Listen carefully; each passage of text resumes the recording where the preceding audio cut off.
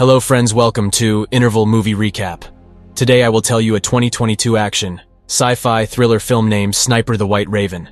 Friends, please subscribe the channel and enjoy the movie story. Spoilers ahead, watch out and take care. Mykola lives with his pregnant wife Nastya in a peaceful area of the Danvers region of Ukraine. They are both regarded as the region's first eco-settlers. Nastya enjoys drawing and wood carving as a form of art. She even uses Kola to create a wood angel for him to wear as an amulet of protection. Mathematician, physicist, and ecologist Mykola works as a teacher at the neighborhood school, which he visits on his bicycle. The paw of the white raven is a peace sign that hangs outside their house. It comes from an old story about a raven that felt sorry for people and brought them food and water, losing its feathers in the process. The couple does not receive any news until Mykola goes to work and watches a few minutes of television during his break, because their home does not have any electronic devices. He learned about the protesters who were killed in the capital of Ukraine and Russia's possible invasion. Ivan, a student, harasses Mykola in class and wants him out because he thinks his teacher is strange and weird. Mykola, on the other hand, is committed to pacifism and works to influence young people's minds, so he never lets him get angry. Mykola doesn't pay any attention to the soldiers he sees one morning as he walks to work. He is shocked to find the school empty when he finally arrives, and the television quickly explains why. Ukraine is under Russian control. Recollecting the officers he saw before, Mykola stresses over his better half and surges back to his home. However, it is now past the point of no return. Nastya is being beaten up by the Russians, who also catch Mykola when he tries to defend her. They start a fire inside the house and then leave after the soldiers verify that they are not spies. The soldiers, on the other hand, do not hesitate to shoot Nastya when she tries to strike back by throwing a stone at them. Mykola holds onto his wife's body as he watches his house burn down, devastated. Hours later, two members of the Ukrainian militia find Mykola, and after checking his identity to make sure he is an innocent civilian, they help him dig a grave for Nastya. Then they take him away with them to their base. Although before leaving, Mykola makes sure to take the wood angel with him as the last memory of his wife. The higher-ups at the base are not happy about the sudden arrival of a stranger because he could be a spy. But Mykola quickly proves himself by saying he wants to join the army and drive the Russians out of their country. From then on, Mykola is sent to a heavy training course where he must learn to exhaust his body and use firearms, two things that as a pacifist he has never done before. Disassembling and assembling weapons is particularly hard for him, and it earns him the mockery of his superiors, especially when he announces he has chosen Raven as a codename. Mykola does not let them put him down and trains extra hard, staying up late with weapon practice and keeping the wood angel close so he never forgets his objective, getting revenge for his wife. A few weeks later, the trainees learn there are not enough snipers at the front, and the army is looking for volunteers for the job. Not many people are interested, but Mykola immediately volunteers, only to be met with more mockery. Still not willing to give up, Mykola takes a challenge to prove himself. He disassembles and reassembles an AK-47 while blindfolded in under 20 seconds, finally earning everyone's respect. They also start calling him Raven. As he wanted, the theoretical part of sniper training comes easily to Mykola, thanks to his knowledge of mathematics and physics, being able to do calculations faster than the teachers themselves. He is also excellent at following the number one rule, which is keeping absolutely still and quiet, even when an instructor shoots at the ground near him. Unfortunately, he does not do well when it comes to the actual shooting because, for some reason, they have given him a different weapon from everybody else, the kind of firearm that is not apt for war sniping. Whenever Mykola points this out, he is told to deal with it. Once again, Mykola refuses to give up and makes a plan to prove what he can do. The last sniper test is during the night, and the trainees must shoot as soon as a flare shot by the instructor gives them enough light around their subjects. However, Mykola does not shoot yet. He uses the light to calculate the distance, and once the exam is over, then he shoots under complete darkness and hits the target exactly in the center, something nobody else managed. This allows Mykola to graduate with the highest score and ends up being assigned to a first-class unit. For his first mission, Mykola and his fellow snipers must free an important checkpoint that has been captured by the Russians. The team successfully sneaks into the area without being detected, and each sniper gets assigned a target. But when they are about to shoot, they must pause the plan because a civilian car approaches the checkpoint. The Russian soldiers make the two civilians come out and hand in their passports, refusing to give them back. When the couple asks to leave, the man makes a scene as he demands to be given his things back, causing the Russian soldiers to respond with violence. Mykola's team notices this and immediately attacks, killing every soldier with quick, efficient shots, including the guy that tries to hold the civilian woman hostage.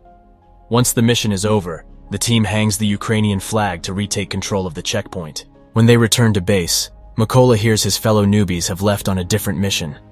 So he uses this moment of downtime to visit the school he used to work at, finding himself deeply moved by the desolate side of the dusty classrooms. The next day, when the other team comes back, Mykola is hit by the hardest of news. One of his friends has died at the hands of an enemy sniper. This adds to the list of reasons why Mykola wants to get revenge. For the next mission, Mykola's team hides a bunch of explosives on trees behind leaves before they hide in the grass while waiting for their enemy to show up. When the Russian soldiers appear in the forest as reports had anticipated, Mykola hesitates to shoot because he sees something he cannot believe. Ivan has joined the Russian army and is coming this way with the rest of their enemies. He snaps out of it when the captain orders him to shoot, and Mykola hits the detonator, killing every Russian soldier, including Ivan. When the captain asks him what it was all about and hears Mykola's explanation, he responds, Ivan had made his choice. Later, during a break, Mykola and the captain bond over their memories of home. The captain carries with him a picture of his family and explains he has an agreement with his wife not to tell his daughters the nature of his job, so they think he is away on a business trip. In return, Mykola shows him the wooden angel, explaining it symbolizes his own family. A few days later, the Ukrainian forces manage to secure the trenches by the border, so the sniper team gets in position to wait for the Russian forces that are getting ready to invade this region. Keeping the angel with him at all times, Mykola gets ready to do his job, but he loses his usual calmness when he notices that among the arriving Russian soldiers, he can see the man that killed his wife. Desperate for revenge, Mykola keeps asking for permission to shoot, and the captain turns him down every time because the enemy is not in the right position yet. Eventually, Mykola gets tired of waiting and shoots anyway, hitting the soldier but also giving away their location to a hidden enemy sniper. That immediately retaliates and kills the captain as the Russians open fire on them. Mykola has to drag the captain's body through the field while dodging every bullet and every bomb. Hours later, when Mykola finally makes it back to the base, his superior promises there will be an investigation to find out the sniper that killed the captain, and when they finally find him, they will call Mykola to take care of him. Meanwhile, Mykola is overwhelmed with guilt and decides to throw himself into solo missions to make up for his mistake. His sniper skills are still on point, and he manages to take down many Russian soldiers. But without anyone keeping him on his toes, he also gets injured and ends up with a wounded arm caused by an enemy bullet. Mykola goes to a secret hideout to take time to recover and watch the news to get an update on the political status of the negotiations with Russia. But his break is interrupted by an important call.